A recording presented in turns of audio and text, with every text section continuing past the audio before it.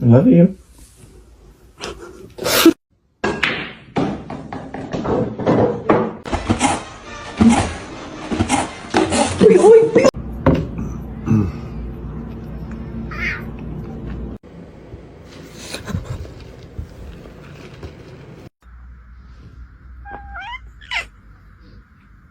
Hi, my name is Erin. I use she, her pronouns, and I am Are you embarrassed?